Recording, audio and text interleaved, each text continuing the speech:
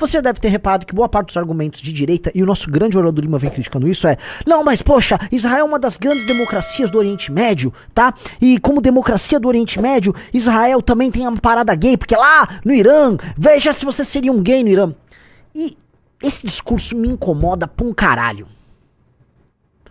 Eu não... Só pra falar de Irã rapidinho, notícia urgente. Irã acabou de atacar bases americanas no Catar. Oficialmente o Irã atacou os Estados Unidos. Isso. No Catar, na base deles lá. Isso. Eu vou continuar com esse tema aqui, mas eu já vou chegar nisso, tá? E me incomoda muito um certo discurso defendendo Israel, baseado na ideia de que quanto mais premissas de um Estado liberal moderno você tem dentro de si, melhor você é. E eu não acho que seja assim. Eu não consigo achar que todas as decisões, vamos dizer, contemporâneas tomadas pelo Ocidente vêm sendo boas. A parada gay, a celebração da parada gay como uma conquista civilizacional, eu não acho que seja. Ela pode ser colocada no mesmo pacote que a modernidade ou a contemporaneidade nos trouxe, da abertura das fronteiras para que o seu país seja uma aldeia global. Sim, moro numa Inglaterra que tem paquistaneses, tem sudaneses, tem chineses, brasileiros, tem todo mundo, olha só que bonito isso agora. Não, isso é uma morte da identidade, é uma morte própria do Estado-nação, que já cada vez menos faz sentido nesse contexto, e não considero, assim como não considero fronteiras abertas um sintoma de uma civilização superior, eu também não vou considerar, eles têm uma parada gay, eles são superiores. Não, isso não quer dizer nada. Eu não vou dizer que o Irã é melhor do que Israel por ter ou não ter uma parada gay. E esse tipo de argumento da parada gay vira e mexe é utilizado por direitistas que são conservadores aqui, né? Eu vi até o Ricardo comentando isso, que é o argumento do gay de Teherã. O direitista aqui tá cagando pro gay aqui no Brasil, mas tá muito preocupado com os direitos humanos do gay de Teherã, né? E o ponto, assim, logicamente que eu não concordo com tratamentos desumanos com ninguém por conta da opção sexual dessa pessoa, né? Agora, dito isso, essa celebração de Israel como polo desse liberalismo que a gente vê como, em muitos termos, problemático nas outras nações, chega a ser meio bobo, o que mostra que o direitista é meio bobo. E aí mais, mostra, e eu vi isso outro dia, eu critiquei no debate o Arthur Comici Smith, e eu queria colocar isso aqui, porque vocês ficaram bravos, quando eu falei, olha só, porque você tá falando, que, porra, vocês estão oprimindo negros na favela, e eu vira e mexe, eu vejo esse discurso, que, assim como o discurso da parada gay, é o discurso em que você assume pra si os valores do seu adversário como superiores. E aí você, na ânsia de expor a hipocrisia do outro, você tá, na verdade, validando o sistema de valores dele. Falando, olha, esse sistema de valores que aparentemente é válido, tá? Não está sendo aplicado por você. Peguei você numa contradição. Mas quem é que tá sendo pego? É você que tá pegando ele na contradição dele? Ou ele que tá mantendo você refém do sistema de valores dele, né? No sentido de que, poxa, se os caras numa favela estão oprimindo pardo, preto, branco, pra mim, foda-se, isso tá errado de qualquer maneira. Assim como, nossa, eles são muito superiores porque eles têm uma parada gay. Como eu vejo algumas pessoas fazer, eu vou dar um exemplo, o bosta lá do Bétega tava lá na rua, porque lá no Irã, né, você não tem um problema de ver. Cara, essa é a nossa régua? A gente vai ficar comprando o discurso dos caras com a nossa régua. Tomem cuidado. Outra coisa, tá? O mundo islâmico é bem gay. O mundo islâmico é bem gay. Você tem expressões até um tanto quanto abomináveis no trato com meninos, normalizados nessas culturas. Tá? Essa válvula de escape se expressa de uma maneira bem bizarra lá. Tá? Antes que alguém venha também com o lance, a resposta do Islam-based. Né? Tem porra nenhuma. Uma cultura... Inclusive a própria relação deles com esse universo transexual é muito diferente dos tabus cristãos. Muito diferente. Tá?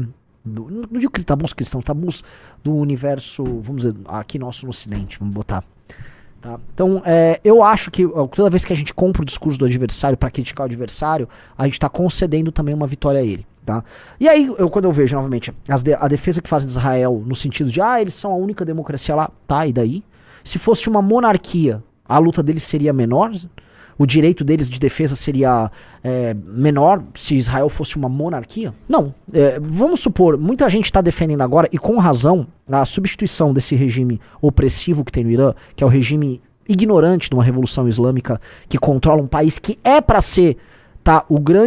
A grande nação do mundo islâmico talvez junto com a Turquia, por um outro regime. Esse regime anterior é um regime monárquico, que eu nem acho que era um grande regime, tá? Mas hoje, né, tá até fazendo uma autopromoção, o filho do Shah, Reza Pahlavi, tá ali, né? Falando, oh, quero retornar, veja, quero retornar, entendeu? E agora, eventualmente, se retorne a uma monarquia, eu acho superior. Você tem outros regimes que são monárquicos, que funcionam.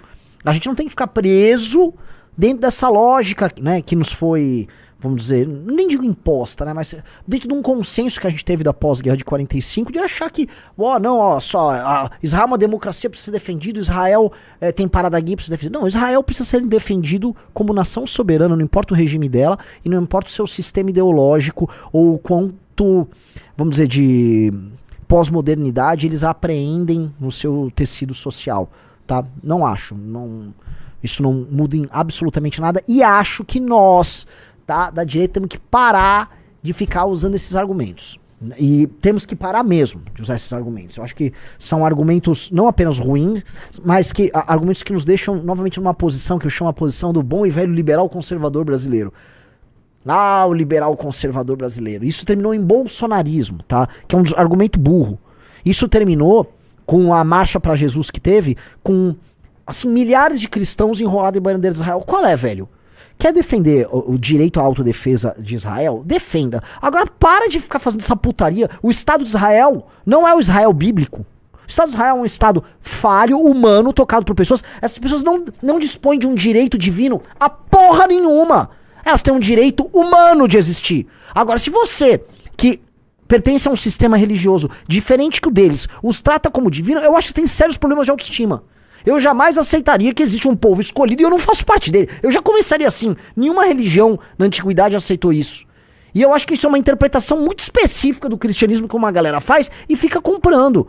E eu acho que isso faz parte, inclusive, de certa natureza que nós temos aqui, que é a natureza de filho de chocadeira que a gente tem no Brasil. A gente não consegue olhar para o nosso próprio passado, buscar uma origem dignificante na gente, aí a gente fica procurando um outro povo, isso. Aí fica procurando, não sei o que. Não, cara, Israel tem o direito à autodefesa dele e merece ter o direito à autodefesa.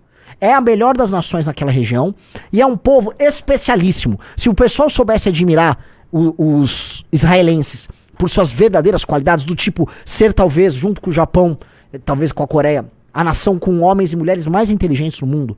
Pessoas que, vamos dizer, num espaço muito pequeno de território, são altamente produtivas e dispõem, tá, assim, são muito felizes em colocar a inteligência a favor do seu projeto de nação. Sabem cultivar uma sociedade baseada em confiança ali naquelas comunidades deles. Souberem em pouco tempo construir uma nação sensacional. Se souberem admirar isso e copiar isso, isso é sensacional. Agora fica assim, uma vassalagem que eu acho humilhante.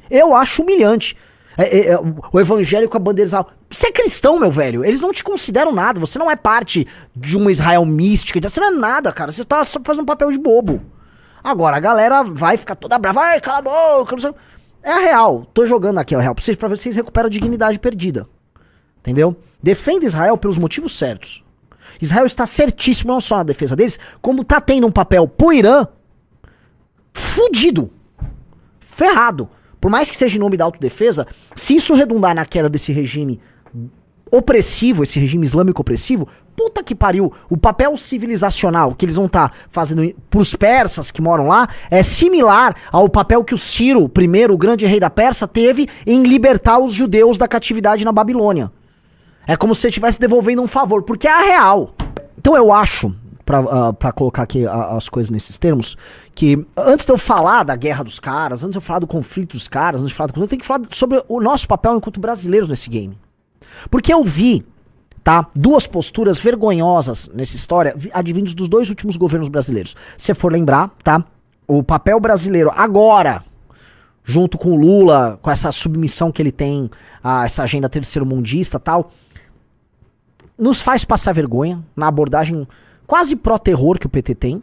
E no governo anterior, essa submissão que o Bolsonaro tem, né, nos abraçadores de bandeira de Israel, né, sem Israel pedir, ficar, vamos mudar a embaixada pra Jerusalém, tá ok? Vamos reconhecer.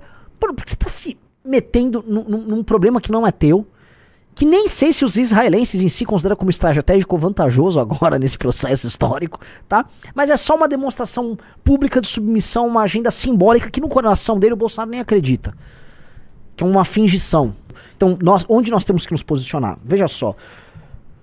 Por mais que o Estado de Israel apresente inúmeros problemas durante o processo criador dele, né, esse Estado de Israel moderno, criado no pós-guerra, por mais que você possa ter críticas, existem críticas legítimas sobre o uso da violência durante o processo sionista de ocupação que teve ali. Nenhum processo de estabelecimento de um Estado, a gênese de nenhum Estado, ela vai ser bonitinha. Na verdade, se for pegar todas as histórias de gênese de Estados, elas vão, sabe o quê? Violentas pra caralho. Ou uma guerra redentora, uma guerra libertadora. Histórias que envolvem fundação de estados sempre vão ser complicadas e são assim. E essa é a natureza. Não seria diferente com o estabelecimento do Estado israelense, ou Estado judeu, que chamem o que quiser, ali no Oriente Médio. Não seria diferente, tá? Agora, se estabeleceu, tá dado, tem o direito a existir, tem o direito à autodefesa e deve fazer uso disso. E mais, é uma grande nação instalada num lugar muito problemático. É uma grande nação instalada num lugar muito problemático. É uma grande nação cheia de gente brilhante. E aí por isso que eu coloco, as razões pelo qual eu defendo o povo judeu são muito diferentes do que as razões que 99% da direita vão defender. Acho eles um povo ferrado. Eu sou um cara que me pego lendo livro quando eu vejo o autor, é judeu. Quando não é um judeu que mora fora, é um israelense. Como eu disse, estava lendo agora o livro do Daniel Kahneman, O Rápido e Devagar, que eu ganhei de presente de um grande amigo.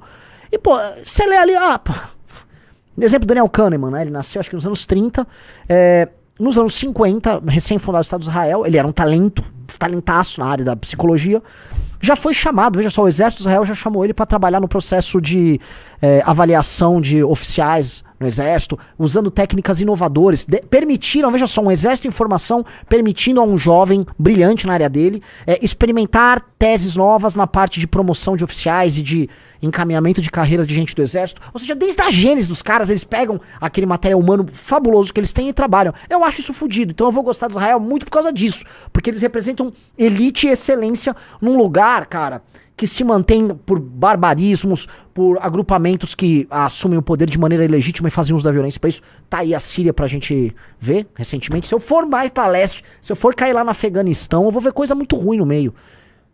Entendeu? Então, eu acho esse um motivo legítimo pra gente defender não só a existência de Israel, mas a existência de um povo que é um povo muito especial, que é o povo judeu. E não essa submissão boba que me soa quase um sistema ideológico de massas criado nos Estados Unidos para justificar um apoio das classes médias ao Estado de Israel. Que é inclusive um tema que a direita americana critica muito, é uma briga interna da direita americana.